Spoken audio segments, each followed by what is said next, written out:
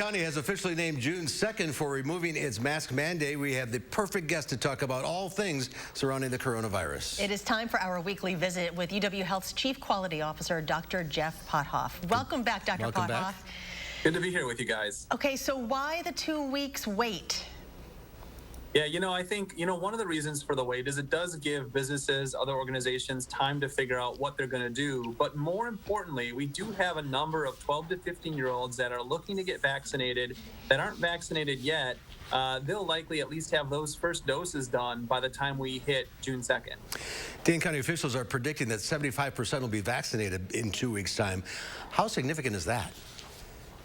That is a big number. 75% is getting close to, or maybe getting to herd immunity for Dane County, not necessarily the rest of the state. But what that means is that even people who are unvaccinated or those who are immunocompromised or just didn't make a good response to the vaccine are going to be afforded some protection because so many people around them are vaccinated. That's just really great news. I'm going to ask you to look into your crystal ball here. What do you expect to see in the next 2 weeks? I think you'll see that 12 to 15 group get more vaccinated. I think you're going to find businesses and other organizations figure out kind of what they want to do. There's still some caveats where, a mask would be maybe important or maybe seen as a good way to reduce risk just a little bit. And then you'll find businesses opening up, people out with out masks on, which will be a big change. We'll have to get used to this. It's been so long, it almost seems uncomfortable to not have a mask on at this point. Exactly. I feel the same way.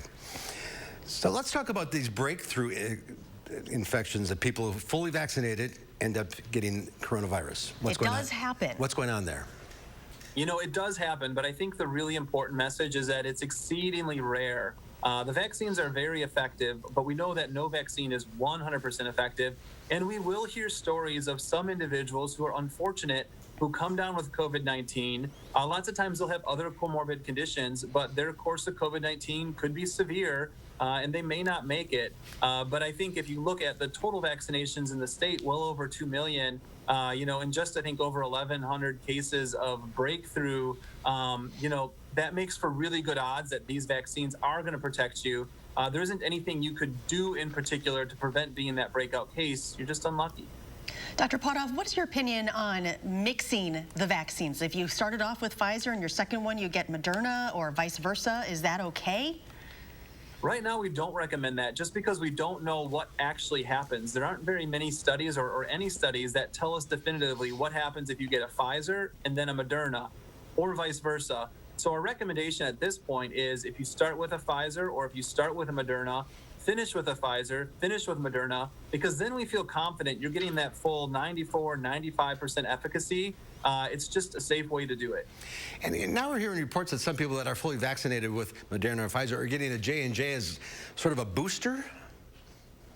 Yeah, right now there wouldn't be a great indication to go get a J&J as a booster shot. All of these individuals that were in phase 3 trials are still being followed. They're getting antibody tests. And these manufacturers, these trials will know when our immunity starts to wane, and they'll let us know, and we can get boosters at that point. But right now, probably not harmful to get that booster, but certainly not really doing any good for yourself. So you have been, on the front lines of this since the very beginning, and here we are. Now we got the 12 to 15-year-old group getting vaccinated. How do you feel about all of this? That's a great question. It's been a hard year, can't lie about that. But I am really pretty optimistic about what our future holds. We went through a pretty rough spot there, but with people working together, here in Dane County with folks rolling up their arms, following public health measures, it's just really great to see a community come together and say, you know what, I'm going to tolerate some inconvenience to me for the betterment of my community, for the people that are my neighbors. That was just a really great thing to see around here. And it was the winning strategy. We're seeing the payoff right now. If someone had told you a year ago, March, that by June we'll be taking our masks off, you'd have said... Well, early on, I would have been like, are you kidding me? I want this to be over in October. But, it kept going. And I think, the big thing was that rapid development of vaccines. I don't think we thought that that was possible. At least in a safe and effective way, and that beat all expectations. I think, our grandkids will look back on this And it'll be the chapter after we put a man on the moon will be when we made a vaccine in under a year to, stop a global pandemic in its tracks. You're giving me goosebumps. Doctor, thanks for being with us today. 2 more weeks in Dane County. Keep the masks on. That's right. All right. Thank you. We'll have a final check of your forecast coming up.